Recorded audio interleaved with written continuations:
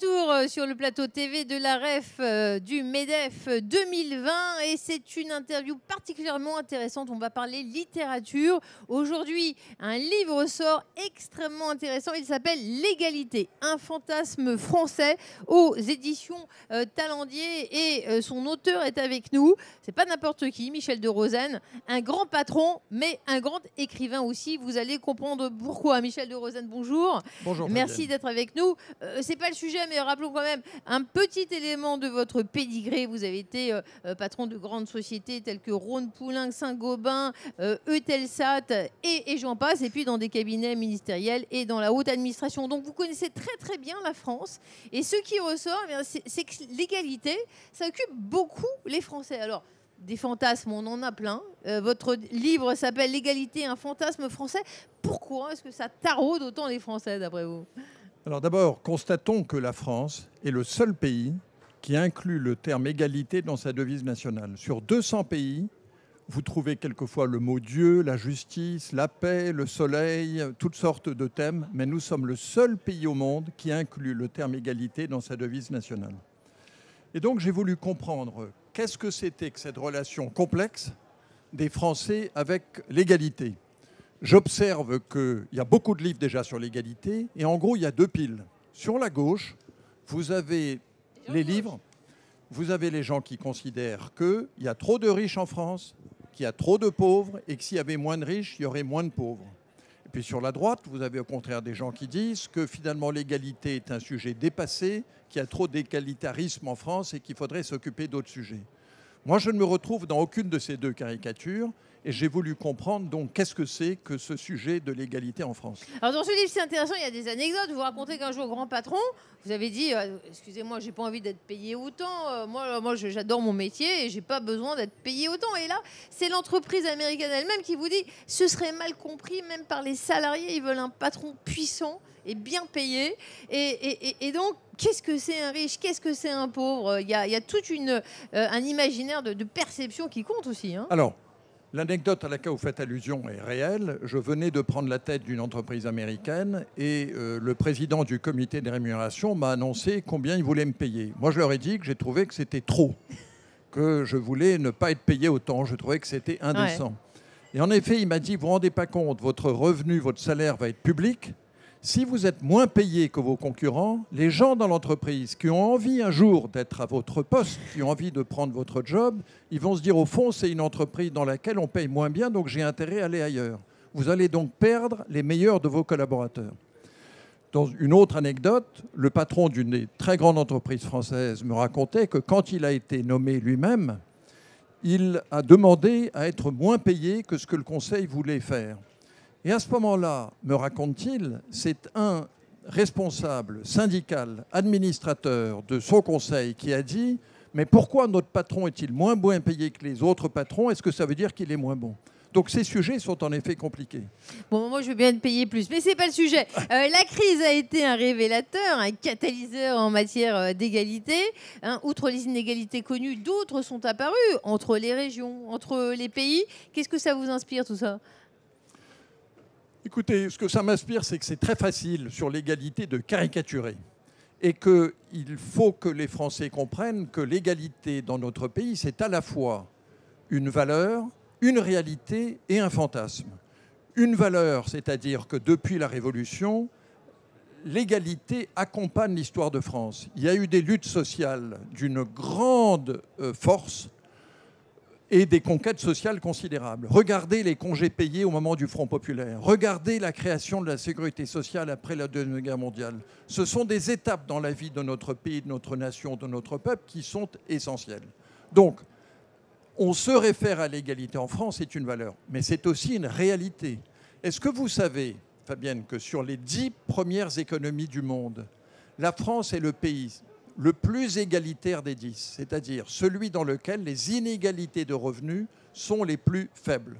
Donc l'égalité est une réalité en France. Et en même temps, c'est un fantasme. Pourquoi je dis fantasme? Le fantasme, c'est quand l'imaginaire prend le dessus sur la réalité. À quoi je fais allusion? Je fais allusion au fait que quand vous interrogez les Français, ils surestiment le niveau des inégalités en France. Et ils les surestiment considérablement.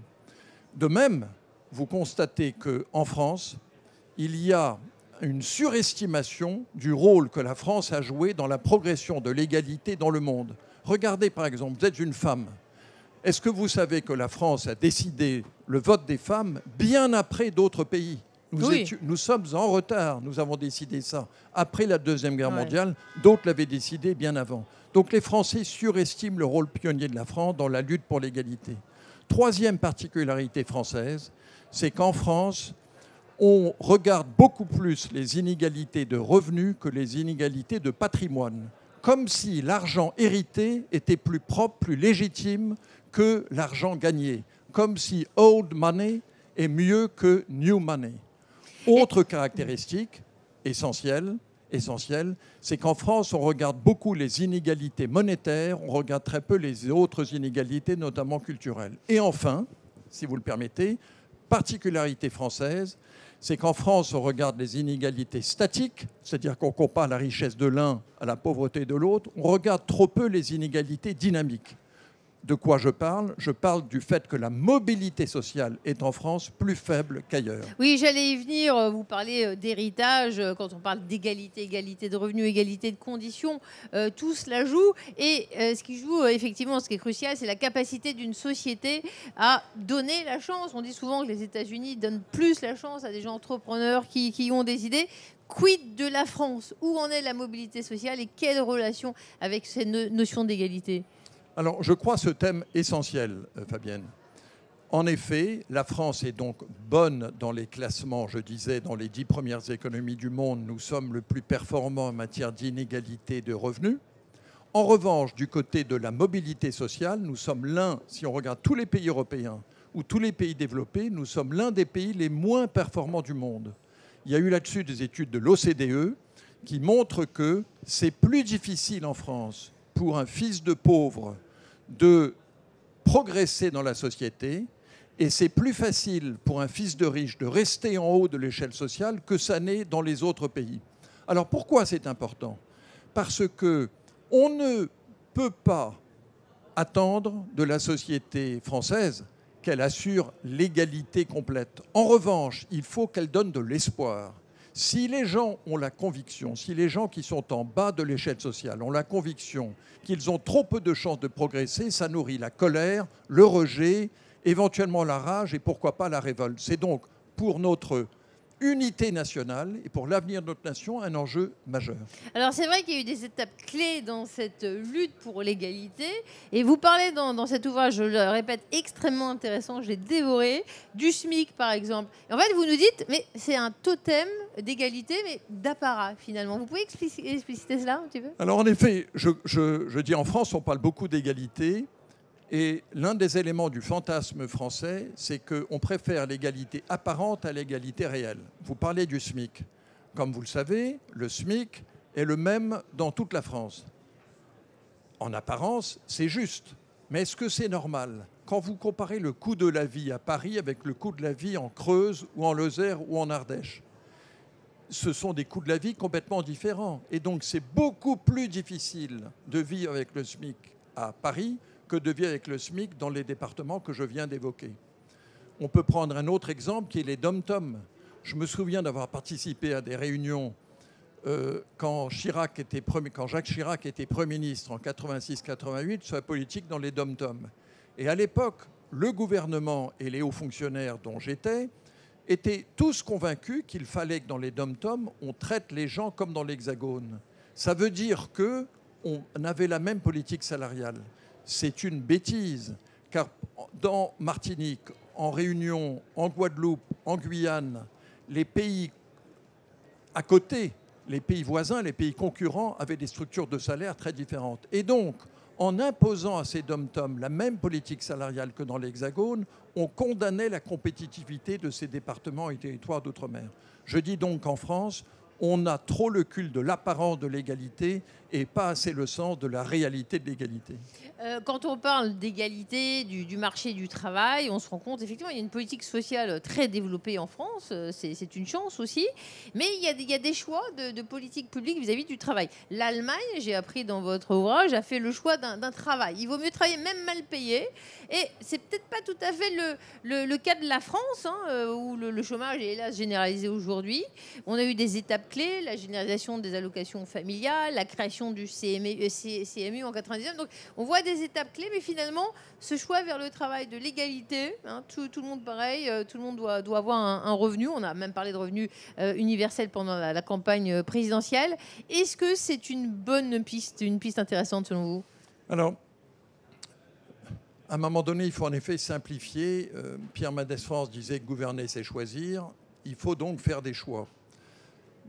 L'une des thèses de mon livre, c'est que la plus grande des inégalités en France en 2020, c'est celle qui concerne l'emploi. C'est la comparaison entre ceux qui ont un emploi et ceux qui n'en ont pas un.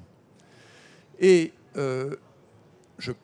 j'ai la conviction que la France devrait se donner comme ambition d'atteindre le plein emploi. Et pour atteindre le plein emploi, je pense que l'effort prioritaire, c'est de continuer un effort, de mettre en place, et de développer un effort massif, d'une part du côté de l'apprentissage et d'autre part du côté de la formation permanente.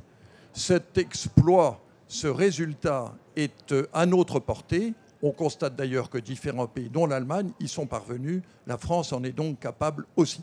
Il y a d'un côté l'égalité parfaite, hein, elle est souvent théorique, et puis l'égalité abstraite, et puis la réalité. À force d'avoir ce fantasme, on rend les Français, ou ils se sont rendus jaloux. Je trouve ça intéressant parce que c'est vraiment source de... On peut presque comprendre ce qui s'est passé, les tensions sociales des derniers mois à travers ça. Hein. Alors, quand j'étais jeune, j'étais ami de Romain Gary. Dans l'un de ses livres, La promesse de l'aube, il écrit cette belle phrase. Il dit « Avec l'amour maternel, la vie vous fait à l'aube une promesse qu'elle ne tient jamais. » Je répète, avec l'amour maternel, la vie vous fait à l'aube une promesse qu'elle ne tient jamais. Ça dépend de la maman qu'on a quand même. Ça dépend de la maman qu'on a, mais ce qu'il voulait exprimer, c'est que même la meilleure des mamans ne peut pas vous aimer autant toute votre vie. Il n'a pas eu de chance, semble-t-il, lui. Hein, ouais. Bon. Mais l'analogie que je fais, c'est que la République française fait aux Français, avec l'égalité, une promesse qu'elle ne peut tenir. Nous sommes le seul pays qui a donc l'égalité dans sa devise nationale. Nous sommes le seul pays qui met l'égalité sur tous les édifices publics. Nous sommes le seul pays qui parle tout le temps d'égalité. Comment voulez-vous que les Français ne finissent pas par croire qu'au total, en effet, la vie, c'est l'égalité? En réalité, Fabienne, la vie est inégalitaire. Le monde est inégalitaire. Nous sommes ici à l'université d'été du MEDEF. La vie économique, elle est inégalitaire. C'est la compétition permanente. L'honneur d'une démocratie et d'une république comme la nôtre, c'est de faire en sorte que notre pays soit moins inégalitaire que d'autres et moins inégalitaire qu'il ne l'a été. Mais ça ne veut pas dire l'égalité parfaite serait en réalité une utopie terrible dans laquelle les libertés seraient piétinées. Ça, il faut le dire aux Français. C'est intéressant, il y a d'autres pays qui s'accrochent davantage à la notion de liberté. Hein, et c'est intéressant, dans votre livre, on le lit, la liberté, elle est absolue, mais l'égalité, en vérité, elle est relative. Alors, chaque pays met l'accent sur une valeur ou une autre. Aux États-Unis, où j'ai vécu longtemps, l'accent est mis sur la liberté. Ce n'est pas par hasard. Comme les États-Unis sont nés de leur décision de ne plus dépendre de la Grande-Bretagne, du Royaume-Uni, qui était leur puissance coloniale. Depuis, aux États-Unis, la valeur dominante, c'est la liberté. Vous prenez un autre exemple qui est le Royaume-Uni. Au Royaume-Uni, la valeur dominante, même s'ils ne disent pas ainsi, c'est l'identité. Le Brexit, ça correspond à quoi? Ça correspond à un désir de retrouver une identité nationale. Et en France, en revanche, en théorie, nous avons 3 grandes valeurs, liberté, égalité, fraternité. Vous constaterez que la fraternité, on n'en parle pas souvent et que la plupart des gens ne savent pas ce que ça veut dire. Et qu'entre liberté et égalité, la France, le plus souvent, choisit l'égalité. Sans, si vous le permettez, savoir de quoi on parle. Vous êtes trop jeune pour ça, mais moi, je me souviens du jour où le général de Gaulle, dans un entretien célèbre parlant de l'Europe, a dit « Arrêtez de parler de l'Europe et vous n'allez pas sauter comme un cabri en disant « l'Europe, l'Europe, l'Europe ». Eh bien, l'analogie est que ce n'est pas la peine de parler d'égalité tout le temps si on ne définit pas quelle est l'égalité que la France et les Français veulent au XXIe siècle. Et je considère que nous avons là-dessus un devoir, notre classe politique a un devoir de définir quels sont les droits, quels sont les devoirs et quelle est l'égalité des chances que nous voulons pour tous les Français. C'est intéressant, dans votre livre, vous citez également les Grecs, vous avez parlé des Américains, mais chez les Grecs, et on disait qu'il fallait mieux chercher le moindre mal et non la société parfaite. Hein. Quand on poursuit l'égalité, on cherche cette notion absolue. Je vous remonte cet ouvrage, L'égalité, un fantasme français, de Michel de Rosen. Il signe, contrairement à Romain Gary, parfois de son vrai nom.